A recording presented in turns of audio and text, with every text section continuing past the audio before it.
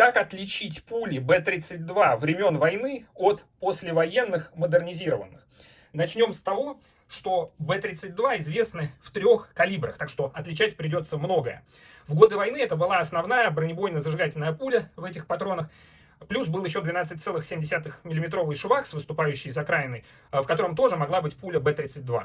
В 7,62 на 54 отличить легче всего. Мы переворачиваем пули, и если тут виден стальной сердечник, то это старый вариант. Если просматривается латунный цвет, либо медный цвет, то это модернизированные. Это что-то латунного цвета в модернизированной пуле. Это стаканчик с зажигательным составом. То есть у модернизированной пули зажигательный состав и спереди, и в донной части. А в старом варианте он был только спереди.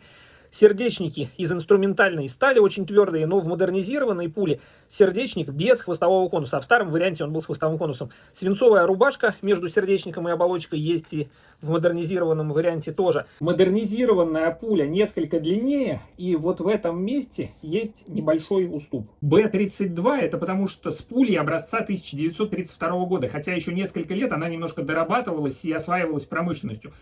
А в 1954 году был принят на вооружение патрон с модернизированной пулей. Основная задача была перейти на стальную гильзу без тугой экстракции, от которой не удавалось избавиться. И это требование влияло на пулю.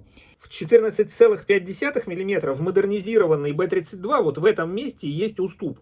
А первоначальный вариант, который был во время войны тоже, без уступа. Но поскольку этот уступ появился и у других разновидностей 14,5 тоже, отличить можно вот по сочетанию уступа, стальному сердечнику с донышка и черно-красному окрасу. Потому что вот смотрите, вот, например, БЗТ, два варианта. Один с уступом, другой без.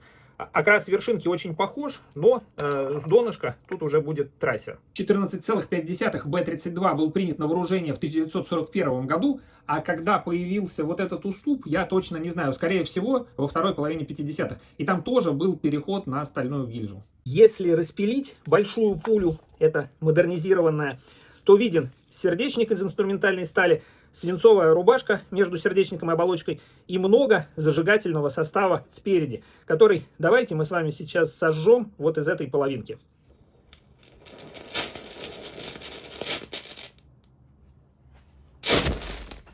Весь телефон опалился, камеру пришлось очищать. Это последствия.